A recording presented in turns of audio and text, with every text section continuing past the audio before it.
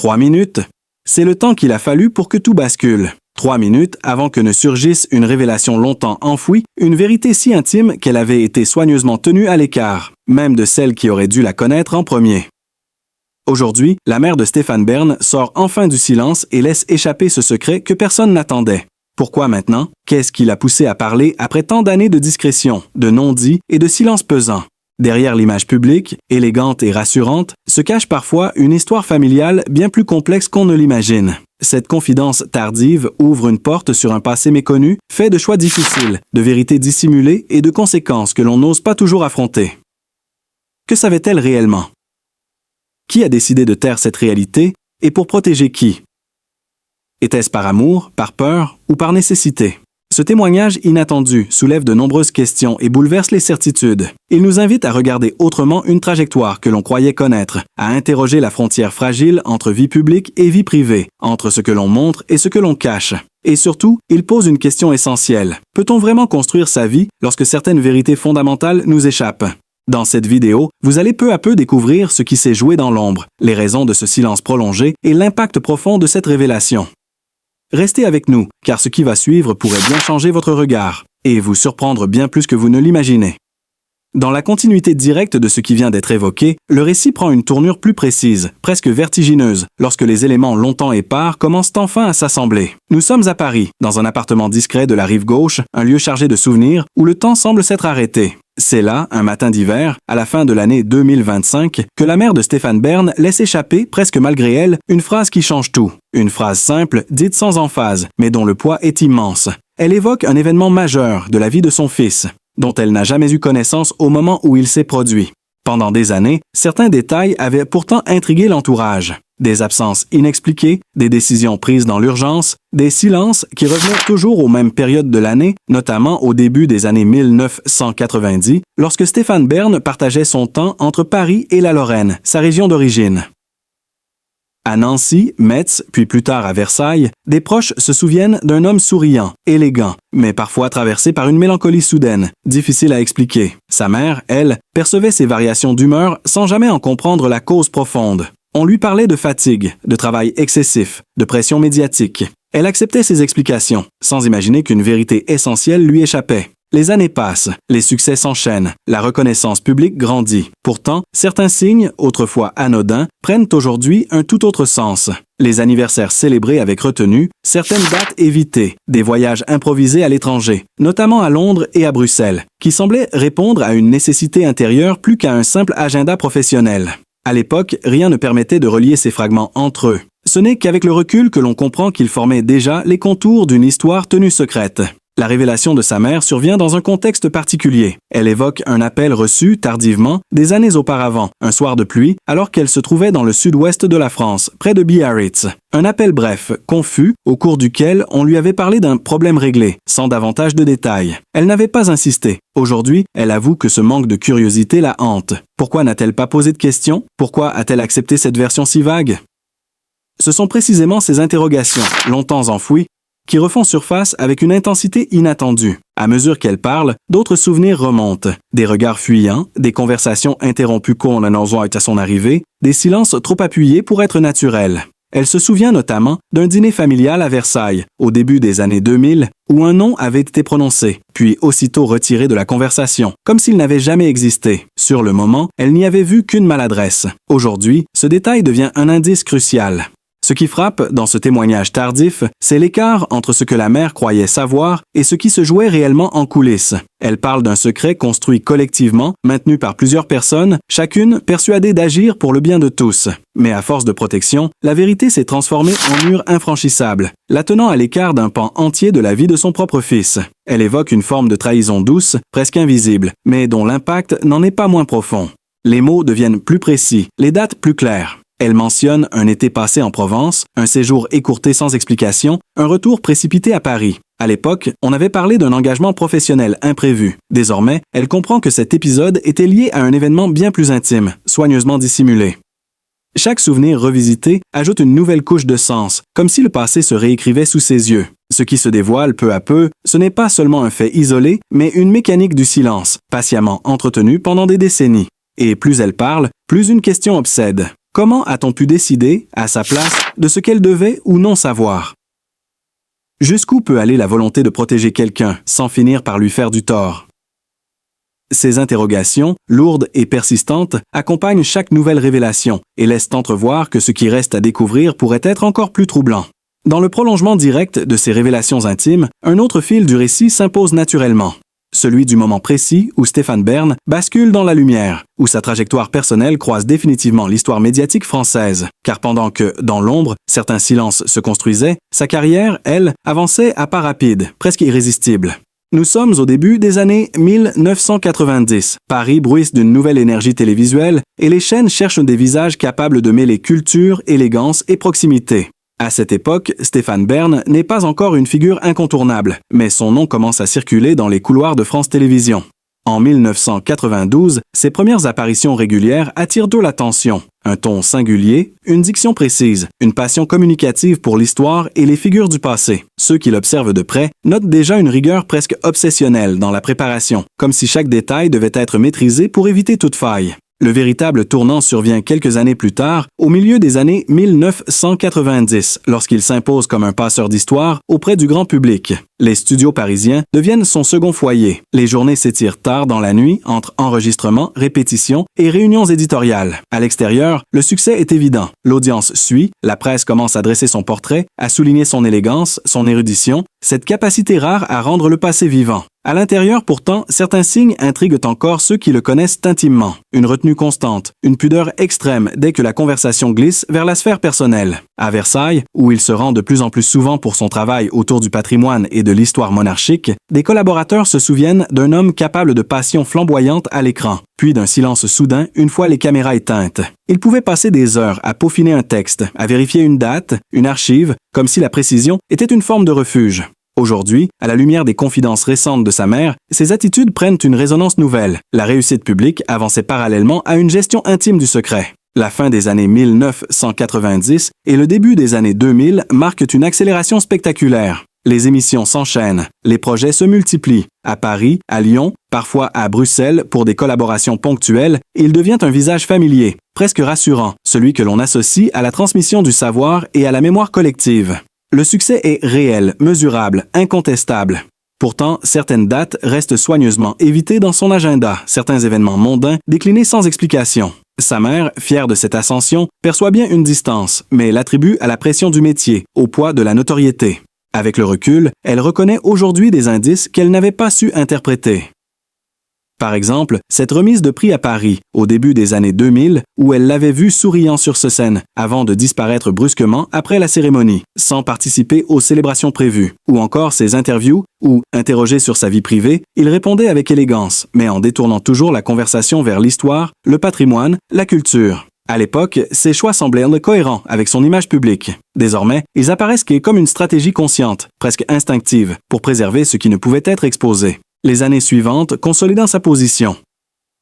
Il devient une référence, un nom associé à la culture populaire au sens noble. Dans les cafés parisiens, dans les foyers, sa voix est reconnaissable entre toutes. Sa mère assiste à cette reconnaissance avec une émotion mêlée de fierté et d'étonnement. Elle se souvient de certains moments précis, un plateau télévisé illuminé, un public debout, des applaudissements nourris.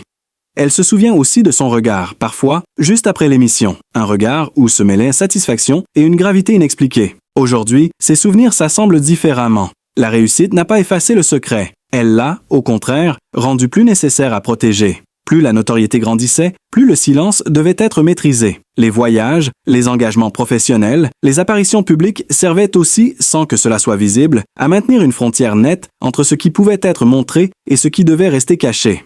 Sa mère comprend désormais que cette ascension fulgurante s'est construite sur un équilibre fragile, entre exposition maximale et retenue absolue. Ce contraste, entre éclat public et retenue privée, donne aujourd'hui une profondeur nouvelle à son parcours. Chaque succès, chaque étape franchie, semble désormais porter la trace d'un effort invisible, celui de composer avec une vérité connue de certains, ignorée d'autres et surtout tenue à distance de celles qui, pendant longtemps, croyaient tout savoir. Et alors que la célébrité atteignait son apogée, les premières fissures de ce silence soigneusement entretenu commencèrent déjà imperceptiblement à se dessiner. Dans le fil logique de cette trajectoire éclatante, un retour en arrière s'impose presque naturellement, comme si le présent obligeait à revisiter les premières années, celles où tout s'est joué bien avant les projecteurs. Bien avant Paris, Versailles et les plateaux de télévision, il y a l'enfance de Stéphane Bern, une période moins connue, marquée par des fragilités, des déplacements et une sensibilité précoce qui n'a jamais cessé de l'accompagner. Il naît au milieu des années 1960, dans un contexte familial où la stabilité n'est pas acquise. Les premières années se déroulent entre plusieurs lieux, au gré des contraintes professionnelles et personnelles de ses parents. Cette mobilité constante, souvent présentée plus tard comme une ouverture sur le monde, est vécue enfant comme une forme d'instabilité. Changer d'école, de camarades, parfois même de pays, devient une habitude imposée. À l'époque, personne ne parle de difficultés. On évoque plutôt une enfance différente, presque privilégiée. Pourtant, certains souvenirs racontent autre chose. Dans les années 1970, alors que d'autres enfants construisent des repères solides, lui apprend très tôt à observer, à s'adapter, à se faire discret. À l'école, notamment lors de séjours prolongés à l'étranger, il se réfugie souvent dans les livres. Les biographies, les récits historiques, les histoires de rois et de dynasties deviennent un refuge silencieux. Déjà, le passé lui offre une forme de sécurité que le présent ne garantit pas toujours. Ses enseignants notent un élève brillant, mais réservé, parfois à l'écart, comme s'il regardait le monde depuis une légère distance. Sa mère se souvient aujourd'hui de signes qu'elle n'avait pas mesurés à leur juste valeur. Des silences prolongés, des soirées passées seules à dessiner ou à lire, une difficulté à parler de ce qu'il ressentait vraiment. Lors de réunions de famille, il préférait souvent la compagnie des adultes, écoutant attentivement leurs conversations, plutôt que de se mêler aux jeux des enfants de son âge. Sur le moment, cela semblait simplement traduire une maturité précoce. Avec le recul, ses attitudes prennent un sens plus profond, celui d'un enfant qui apprend très tôt à contenir ses émotions. L'adolescence, dans les années 1980, n'adoucit pas immédiatement ses fragilités. Les déménagements successifs, notamment entre la France et l'étranger, renforcent ce sentiment d'être toujours un peu à part. Il développe une élégance de comportement, une politesse presque excessive, comme une armure contre les jugements extérieurs. Certains camarades se souviennent de moqueries discrètes, jamais frontales, mais suffisantes pour renforcer son besoin de se protéger. Là encore, il ne se plaint pas. Il observe, il encaisse, il transforme. Ce qui frappe, aujourd'hui, c'est la cohérence entre cet enfant silencieux et l'adulte qu'il deviendra. Très tôt, il apprend à séparer ce qu'il montre de ce qu'il ressent. À la maison, il parle peu de l'école. À l'école, il parle encore moins de la maison. Cette capacité à compartimenter sa vie, devenue plus tard un atout dans sa carrière publique, trouve ici ses racines. Sa mère reconnaît désormais qu'elle n'a pas toujours su décrypter ses silences, les interprétant comme une simple pudeur. Certains épisodes précis, longtemps anodins, refont surface. Un Noël passé loin de la famille élargie, dans un appartement provisoire. Un anniversaire célébré en petit comité, presque en retrait. Des larmes contenues, vite essuyées, lorsqu'il fallait quitter un lieu ou des amis nouvellement rencontrés. À l'époque, ces moments se diluaient dans le quotidien. Aujourd'hui, il dessine le portrait d'un enfant confronté très tôt à la perte, même symbolique, et à la nécessité de se reconstruire sans cesse. C'est aussi durant ces années que naît son rapport particulier à l'histoire et au patrimoine. Les châteaux, les musées, les monuments deviennent plus que des lieux de visite. Ils incarnent une permanence rassurante, une continuité face à un monde personnel en perpétuel mouvement. À chaque visite, il s'attarde, pose des questions, mémorise les dates, les noms. Cette passion, que l'on qualifiera plus tard de vocation, est d'abord un ancrage intime, presque vital. Sa mère confie aujourd'hui que certaines conversations, qu'elle croyait banales, prennent une résonance nouvelle. Des phrases comme « au moins eux, ils savaient qui ils étaient » ou « les murs, eux, ne changent pas » résonnent différemment à la lumière des révélations récentes. L'enfant qu'elle élevait cherchait déjà des repères solides, une filiation symbolique, là où sa propre histoire lui semblait parfois fragmentée. Ces années difficiles n'ont pas brisé son élan, elles l'ont façonné. Elles expliquent cette capacité à transformer la fragilité en force, le doute en rigueur, la solitude en culture. Et tandis que l'adulte public s'imposera plus tard avec assurance, l'enfant, lui, n'a jamais totalement disparu. Il continue de murmurer à travers certains silences, certains regards, certaines passions excessives pour le passé. Comprendre cette enfance, c'est éclairer d'un jour nouveau tout ce qui suivra, et mesurer à quel point les fondations de la réussite se sont construites bien plus tôt, dans l'ombre, au cœur même de ces années fragiles. Dans la continuité directe de cette enfance marquée par l'instabilité et les silences, la vie personnelle de Stéphane Bern apparaît aujourd'hui sous un jour plus nuancé, plus complexe que l'image lisse longtemps perçue par le grand public. Car derrière la figure médiatique, omniprésente sur les écrans, se déploie une trajectoire intime faite de liens forts, de fractures discrètes et de choix mûrement pesés. La relation avec ses parents occupe une place centrale dans cette histoire. Sa mère, longtemps perçue comme un pilier solide et protecteur, incarne pour lui une forme de stabilité émotionnelle, malgré les zones d'ombre récemment révélées. Pendant des décennies, elle l'accompagne avec une fierté silencieuse, assistant à ses succès sans toujours en comprendre les sacrifices intérieurs. Elle se souvient de visites régulières à Paris, notamment dans les années 1990, lorsqu'il vivait dans de petits appartements proches des lieux de tournage. Ces moments étaient souvent courts, rythmés par un emploi du temps chargé, mais toujours empreints d'une certaine retenue affective. Les mots tendres existaient, mais les grandes confidences restaient rares. Son père, plus distant, joue un rôle différent. Présent sans être envahissant, il incarne une autorité calme, parfois difficile à approcher. Très tôt, Stéphane apprend à composer avec cette figure paternelle discrète, presque effacée, mais néanmoins structurante. Cette relation contribue à forger chez lui un rapport particulier à l'autorité, mêlant respect et autonomie. Dans ses choix de vie, il cherche souvent à tracer son propre chemin, sans confrontation directe, mais avec une détermination silencieuse. La question de la vie sentimentale, longtemps tenue à l'écart des discours publics, constitue un autre chapitre essentiel. Dès les débuts de sa notoriété, dans les années 1990, il choisit de protéger farouchement cette sphère. À Paris, dans les cercles médiatiques, on évoque parfois des présences régulières à ses côtés, des amitiés profondes, des relations qui semblent dépasser le simple cadre professionnel. Pourtant, rien n'est jamais officialisé. Ce choix de discrétion, perçu à l'époque comme une stratégie de communication, apparaît aujourd'hui comme le prolongement naturel d'une vie construite sur la séparation stricte entre le visible et l'invisible. Les années 2000 accentuent cette frontière. Alors que sa carrière atteint une nouvelle dimension, sa vie privée se fait encore plus silencieuse. Il s'installe dans des lieux chargés d'histoire, loin du tumulte parisien, notamment en région parisienne et plus tard dans la Sarthe. Ces demeures ne sont pas choisies au hasard. Elles incarnent une forme de continuité, presque familiale, même en l'absence de descendance biologique. À plusieurs reprises, des proches évoquent son attachement profond à ces lieux, comme s'il compensait symboliquement l'absence d'une structure familiale classique. La question des enfants, justement, reste longtemps entourée d'un non-dit. Il n'en parle pas, ou très peu. Lorsqu'on l'interroge, il détourne la conversation vers la transmission culturelle, le patrimoine, la mémoire collective. Pourtant, ceux qui le connaissent intimement décrivent un homme profondément attentif aux générations futures.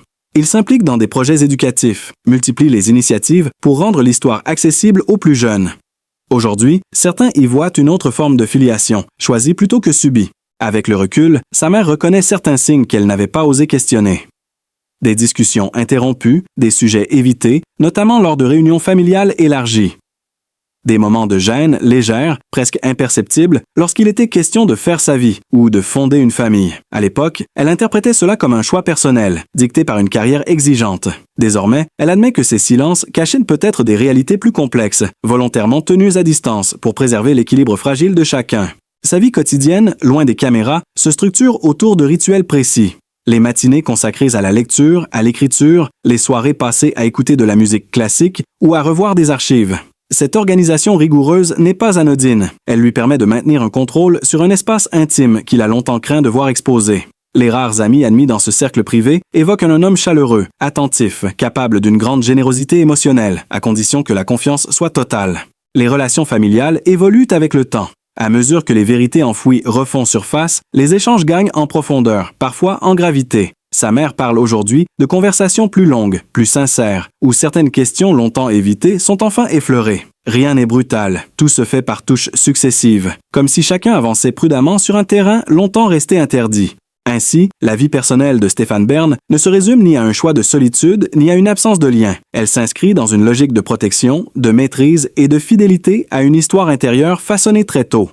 Les parents, les figures absentes ou silencieuses, les enfants symboliques qu'il protège à travers la culture et la mémoire collective composent un tableau intime bien plus dense qu'il n'y paraît. Et à mesure que ces éléments se dévoilent, ils éclairent autrement les décisions, les silences et les priorités d'un homme qui a toujours avancé entre exposition maximale et retenue absolue, laissant encore en suspens ce que l'avenir pourrait révéler. Dans la continuité de cette vie personnelle construite sur l'équilibre fragile entre exposition et protection, la question de la santé actuelle de Stéphane Bern s'impose comme un autre chapitre révélateur, longtemps relégué au second plan, presque dissimulé derrière l'élan professionnel et la constance médiatique.